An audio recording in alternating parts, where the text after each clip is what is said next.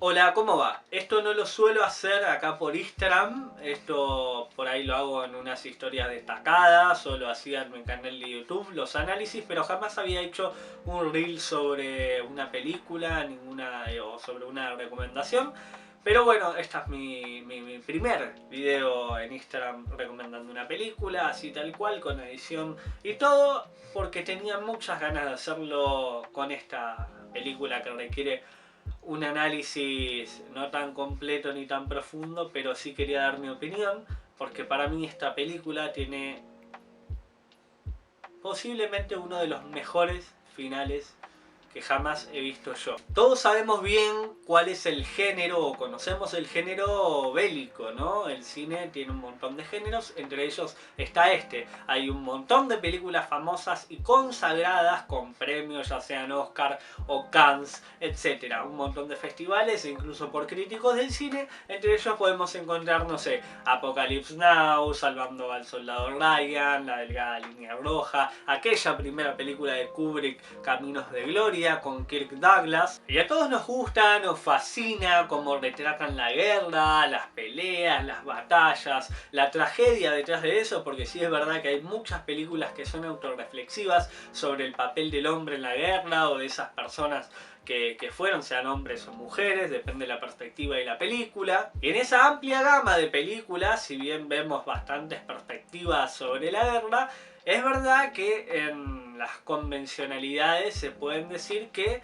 los personajes que vemos usualmente están transitando ese momento, están en la guerra, son historias épicas. En la épica no quiere decir que glorifique necesariamente, sino que también se reflexiona sobre la tragedia de eso, pero no dejan de ser en las formas, en las estructuras narrativas, unas películas muy épicas. Y eso es a lo que le gusta a la gente. La gente cuando va a ver una película de guerra, bueno, por ejemplo 1917, si bien cuenta con una historia muy personal que tiene que ver con una historia de dos hermanos, si se quiere, si la peli, lo que más se habla, lo que más se destaca, por la cual la gente va a ver esa película, es todo el aparato técnico a través del plano secuencia, cómo se empieza a valorar toda esa cuestión más técnica que tiene que ver con el cine, de cómo es posible aguantar la máxima cantidad de tiempo un plano y cómo se engaña al espectador en la edición y en el montaje para que eso parezca dos planos, en este caso de 1917, dos o tres planos larguísimos y que parezca uno. La gente lo que va a ver mayormente es la espectacularidad del evento en sí, y segundo o secundariamente va a ver o se va a llevar una reflexión sobre eso, porque si a todo el mundo le preguntas qué opinas sobre la guerra, excepto que seas un milico y quieras ir a matar a todo el mundo, lo creas un bien necesario, la guerra es algo malo, o no está bien vista. Bueno, hay muchas discusiones morales acerca de si es necesaria la guerra, si no, sobre la violencia, etcétera.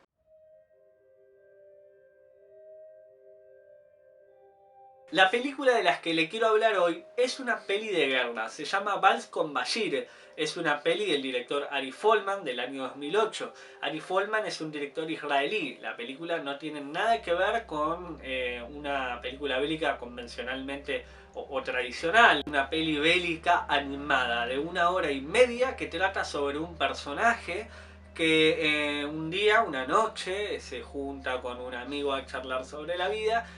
Este amigo le cuenta una pesadilla y él empieza a recordar o a intentar recordar su juventud en la guerra, cómo fueron los hechos cronológicamente y qué es lo que pasó, porque hay un momento que él es incapaz de recordar y no sabe muy bien, tiene el recuerdo muy difuso y no entiende bien qué hizo, qué pasó en esos momentos, en esos años. La guerra de la cual está contando es la guerra del Líbano. Él era un soldado israelí que fue partícipe en la guerra del Líbano del año 1970 y pico por ahí.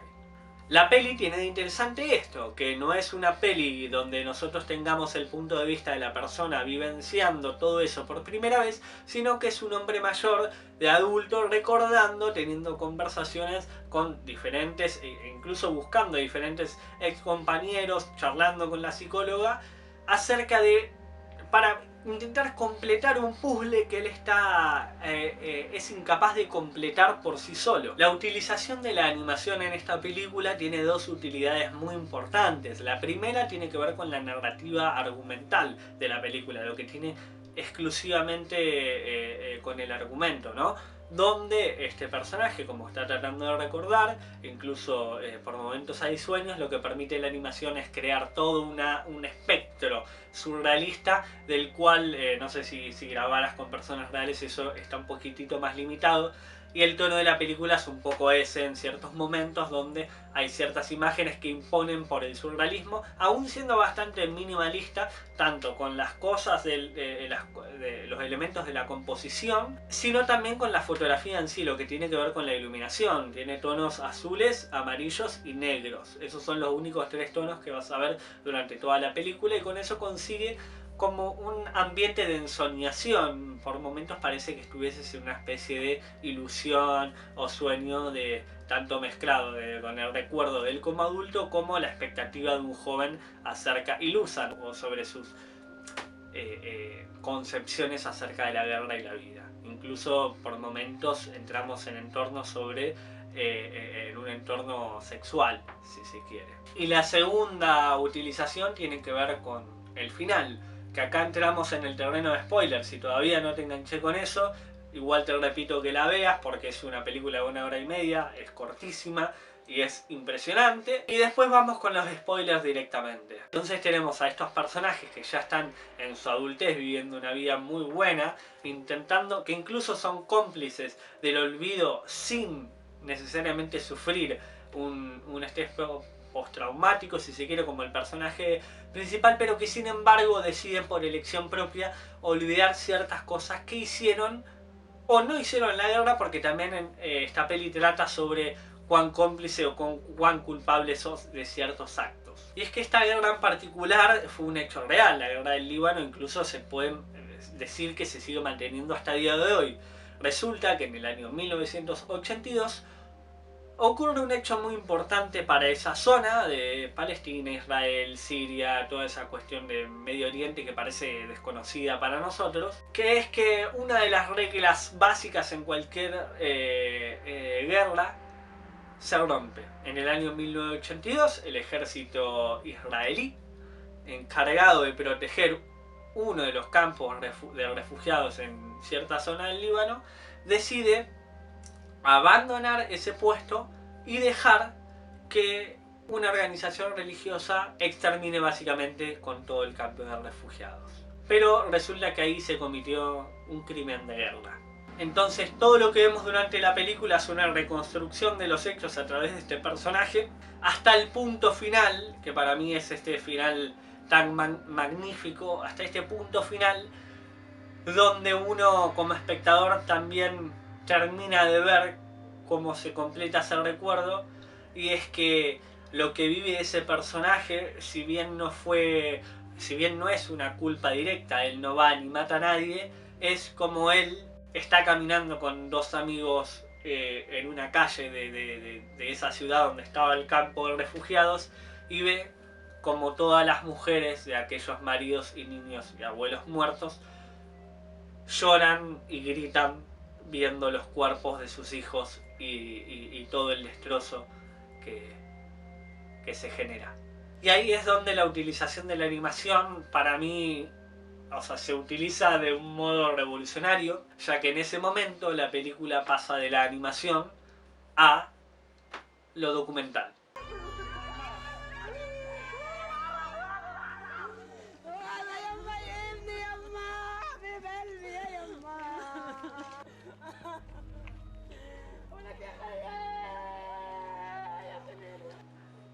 Y ahí es cuando te das cuenta de que todo lo que viste, si bien está animado, es un documental. Esto me recuerda un poco a un documental muy famoso histórico sobre los campos de concentración nazis, que se llama Noche y Niebla, Night and Fog, que es un documental muy famoso porque este tipo de obras audiovisuales abren a una pregunta muy grande, que es cómo y cuándo mostrar la violencia. En este documental pasa algo medio parecido como en Vals con Bashir, que es un documental exclusivamente sobre cómo funcionaban los campos de concentración, y recién al final se revela toda la consecuencia de eso, mostrando un montón de cuerpos y toda la consecuencia básicamente. A mí es una de las pocas películas que me dejó con la boca abierta, de verdad, genuinamente, y que no podía creer lo que estaba viendo, tanto como la maestría narrativa que tiene, o sea, la potencia narrativa que tiene esa escena del traspaso de la animación a lo documental, y tanto por las imágenes propias que incluso están sin sonido y son un archivo casi como si lo hubiese grabado Lumière y hubiese puesto la cámara ahí y grabado todo lo que pasaba. ¿Es válido mostrar esa violencia y esa crudeza, esa forma? ¿Se entendía ya el mensaje sin ese traspaso a ver las imágenes tal cual? Bueno, una de las películas que recuerdo que se discutió eso fue con Infiltrado en el Ku Klux Klan, de Spike Lee. Una película que ya de por sí planteaba una ficción donde un negro se infiltraba en el Ku Klux Klan. Ya de por sí el contexto de esa historia ya daba por sentado un mensaje bastante potente. Sin embargo, en el final de esa película, en los créditos, se muestran imágenes reales de cómo hoy en día hay mucha gente blanca que básicamente mata negros por la calle. Ahora, esta peli es diferente a casos como Infiltrado en el Ku Klux Klan, y está más cercano a Night and Fog, donde la función de la violencia está puesta primero con una función narrativa, que es el recuerdo de este personaje y que la peli trata sobre este personaje intentando recordar ese momento, y segundo porque esa violencia no es revelada hasta cuando eso lo necesita. O sea, la violencia, si bien es lo más gráfica posible, tiene un objetivo que no es un objetivo así como de ser grotesco por ser grotesco, como por ejemplo caen muchas veces, no sé, artistas como Gaspar Noé, por ejemplo, donde ya toda su filmografía se basa en ciertos momentos que son donde se muestra la violencia, que es gráfica, incluso en pelis como Tarantino y Once Upon a Time in Hollywood, donde la peli hasta incluso te parece extraña hasta el final, que es como, por fin llegó el momento de violencia, porque tiene que haber ese momento de violencia para el goce y para el disfrute. En cambio acá la violencia tiene un objetivo completamente diferente y es reflexiva. Entonces, la violencia está justificada en todos los productos audiovisuales, está justificada en algunos, según cómo se trate, hay un cuándo y un cómo para mostrar la violencia.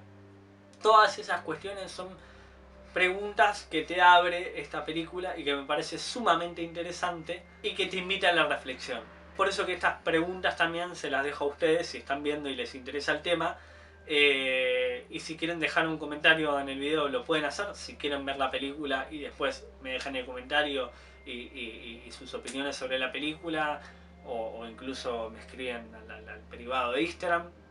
Hay un montón de cuestiones de esta película que me encantan y por eso quería hacerles esta recomendación. Espero que les haya gustado este mini análisis. No sé si es mini porque estoy acá hace media hora fácil grabando, así que no sé cuánto va a quedar en el video original. Pero bueno, básicamente espero que les haya gustado la crítica, y lo que más me interesa a mí es que dejen sus pensamientos y sus opiniones, que es un tema que me encanta debatir, y más si puedo usar esta vía de comunicación como es mi Instagram para hacerlo. Así que espero que les haya gustado y ojalá cuando me pinte haga otra crítica y análisis. Básicamente nos vemos en otro momento.